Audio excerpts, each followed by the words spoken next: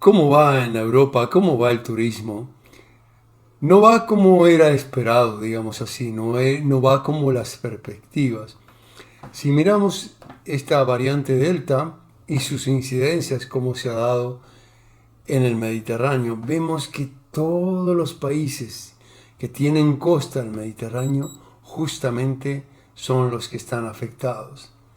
Toda esa línea roja que vemos en el mapa está mal, está justamente afectada y restringida. El turismo, que era la clave para muchos de estos países europeos con una gran dependencia del turismo, había que recuperar cifras. Y las cifras no están dando como se esperaba. Y en la economía, que era el talón de Aquiles de esta pandemia, esto impacta e impacta mucho. Pero vamos a ver a quiénes impacta y por qué impacta. Fijémonos una cosa, el Fondo Monetario Internacional, independientemente de si pensamos que es positivo o no su enfoque en aumentar las deudas, porque como solución a esta crisis, el fondo ha dicho, no se preocupen, nosotros prestamos más.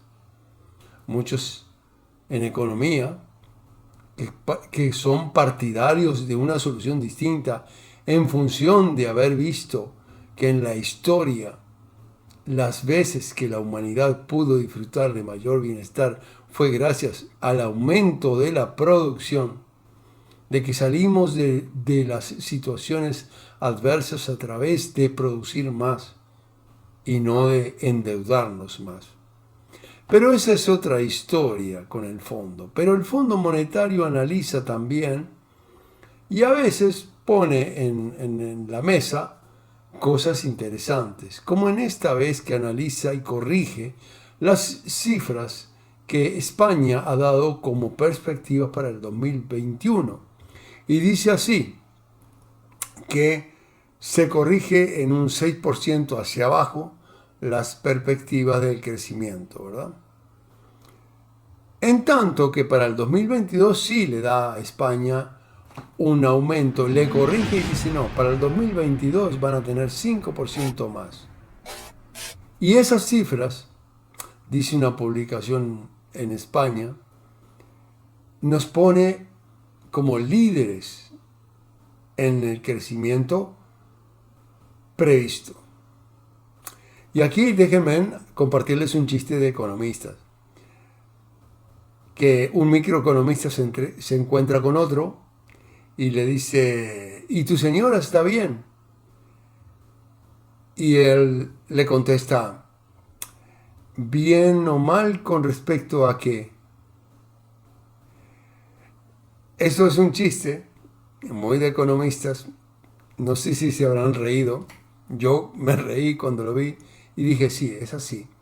Cuando estas publicaciones dicen, España va a tener entonces un crecimiento superior al resto de los países. Bueno, sí, comparado con los países europeos que no tuvieron el bajonazo que tuvo España, cuando lógicamente todos empiecen hacia arriba, España va a tener un rebote, se llama, es decir, una corrección de esa enorme caída que va a ser más acelerada. Es normal comparado con los que no cayeron tanto. Sucede que los que no cayeron tanto porque estaban mucho mejor, cuando caen no caen tanto y cuando se recuperan, aunque inicien en una curva un poquito más tenue ese crecimiento, siempre va a ser mejor que no estar allá abajo. Es decir, hay veces que comparar es bueno. En estos casos, comparar es como querer contentarse. Es el consuelo del bobo. Porque si usted cae tanto, hay otros problemas que afrontar. Y es más, si cae tanto es porque venía muy mal de antes. Entonces, en este caso, las comparaciones no son buenas. Las comparaciones, en este caso, salvan el discurso que alguien quiera dar para conseguir votos en la próxima elección. Lo que hay que hacer es ver cómo está el país en su propio desarrollo. Y ahí el Fondo Monetario Internacional dice, España tiene tres problemas que son agudos. Una es, lo número uno, es su enorme dependencia del turismo. 14% del Producto Bruto Interno se va para el turismo. Es decir, si el turismo no funciona, este año la tienes complicada. La otra, hay una enorme cantidad, una red de empresas pequeñas que son las que producen mano de obra, la que afrontan gran parte del peso de dar trabajo, y sin embargo esas no crecen, están estancadas ahí. Y en esto España no es la única. Tenemos exactamente el mismo problema en Suecia, con una enorme cantidad de pequeñitas empresas, pero que nunca pasan a esa segunda fase de crecimiento, donde pueden emplear aún más, sino que son muchas veces empresitas que ocupan a la familia, o máximo a 10 personas. Esas viven con la soga al cuello o con el agua a la nariz, sin poder respirar. Y a esas, ¿saben qué? A esas las han asfixiado de impuestos. Porque ¿qué pasa? Cuando toda esta sección política ve un crecimiento por un lado, lo primero que se les ocurre es ahí tenemos donde cobrar, donde confiscar bienes. Impuesto, confiscación. Esos entonces daños que se le producen a esa red económica tienen su precio a pagar. Recuerdo hace unos 5 años atrás un empresario en el cual yo tenía muy buen contacto, me dice, ¿sabes qué? Me voy. Era de un dentista, me voy a Miami y impreso ya mi empresa. Y se fue. Y después me contó, ¿sabes qué? Pero alarmado, porque ya había estado algunos años en Suecia, y me dijo, en Miami me dijeron así, venga dentro de 3 años cuando ella haya hecho dinero y ahí vamos a discutir qué impuesto le corresponde. Durante 3 años no necesitaba pagar impuestos, tenía que crecer, hay que darle oxígeno, ya va a aportar. Esa filosofía permite a las pequeñitas empresas darles respiro. Son plantas pequeñas. Aquí los estados que basan toda su bienestar de la élite política en confiscar, lo primero que hacen es podar esos arbolitos. Esos arbolitos no se pueden podar. Cualquier buen jardinero sabe. Ya pódelos cuando hayan crecido y sean un árbol. Pues apenas tienen 2 ramitas y ya le cortaron la mitad. Es decir, a esa gente tú te acercas y son como pirañas, te cortan la mitad del brazo. Esas economías entonces tienen problemas para desarrollar las pequeñas empresas. Y el tercer problema que decía el Fondo Monetario Internacional también era que España, aparte de todo, tiene mucha vulnerabilidad, es muy débil por la cantidad de empleos temporarios que tiene. Ahora vamos ahí a profundizar un poquito. ¿Quiénes son los que tienen más empleos temporales? Son los jóvenes. Los jóvenes nacidos a partir de los 80. ¿Y qué desocupación tienen esos jóvenes? Tienen un 17%. El doble de la media de desocupación europea. Es decir, entre los jóvenes se da el doble de desocupación. Y muchas veces, en todas las noticias, se trata de enfrentar a un grupo con otro. Una muy mala costumbre que yo digo hay que en todo momento hacer tarea pedagógica de nunca pienses de que la situación se debe a un grupo y echarle la culpa, porque tu grupo está muy mal y porque el otro está muy bien. Eso es una forma que se ha llevado adelante en los medios de reproducción masiva para enfrentar un grupo con otro, porque es esa la filosofía de que tú enfrenta, divides y reinarás. Y también divides y confundirás. Y también divides y lograrás desinformar a la gente. Era previsto esta situación y los problemas de las distintas generaciones eran ya mucho antes de la pandemia. Jubilados. El problema de cómo pagar a los jubilados era mucho antes de la pandemia.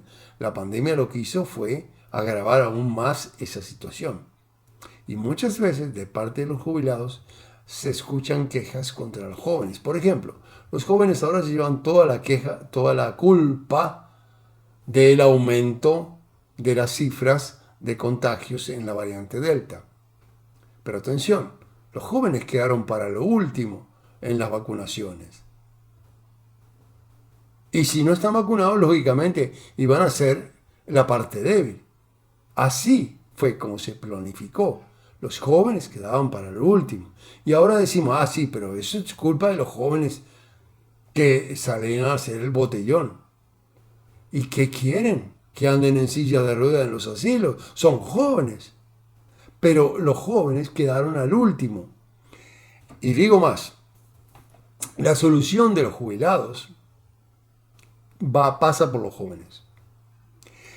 ¿Quién va a sustentar el pago de esas jubilaciones si es que se logra? Cosa que yo dudo. Pero supongamos que si se pudiera lograr es porque hay muchos jóvenes trabajando en la producción. No desocupados. En este momento, los jóvenes desocupados no pueden solucionar el problema de los jubilados.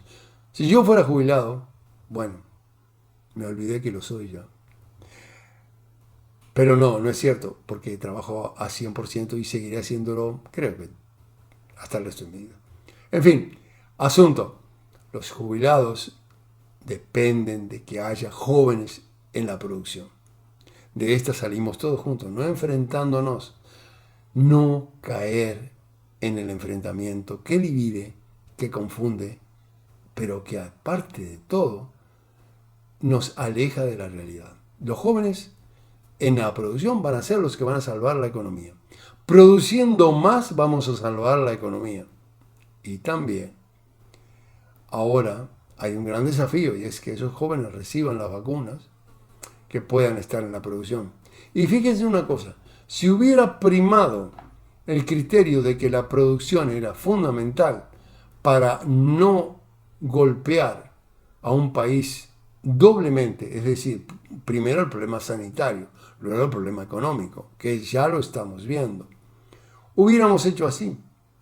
Aparte de proteger a los ancianos, que eran los que tenían más debilidad frente a la pandemia, había que priorizar a la gente que estaba en la producción. Entonces, mira, es injusto. Usted que está desocupado no tiene vacuna y vacunamos a este que va a producir. Sí, en realidad, si había que elegir, hubiera sido muy inteligente. Todo aquel que esté produciendo, vacuna, protéjalo, porque necesitábamos que estuvieran en la producción. Después tenemos distintas líneas. En los países escandinavos, Suecia, se trató por todos los medios de no frenar la economía y eso hizo pagar, bueno, fue la burla de muchos países de que los suecos no cerraban. No queríamos cerrar, no la producción. En fin, eso es harina de otro costal porque ya esto pasó y ahora estamos ante las consecuencias inevitables. Pero atención, en todo momento el problema de los jóvenes activos es fundamental. Y fíjense una cosa, que en los pronósticos de los estudios que hay del turismo dicen así: el turismo también va a decaer porque los jóvenes viajarán menos el próximo año. Lógico, es decir, los viajes son una expresión de la economía estable de una persona, que le da, después de que paga todos los costes mensuales, le da para ahorrar para sus vacaciones. Y para tener vacaciones y para poder viajar hay que tener buena economía. Y los jóvenes están sufriendo una economía devastadora. Están sufriendo todo el golpe de la pandemia y de las restricciones.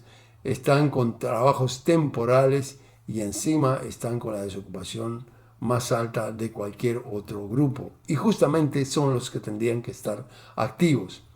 Entonces, estamos en un panorama que, bueno, es como es. Pero yo digo así, siempre ubicarse de una manera mentalmente fresca, no dejarse influir porque ahora estos son los culpables y ver que al revés. De pronto la llave de la salida de esto está en los jóvenes.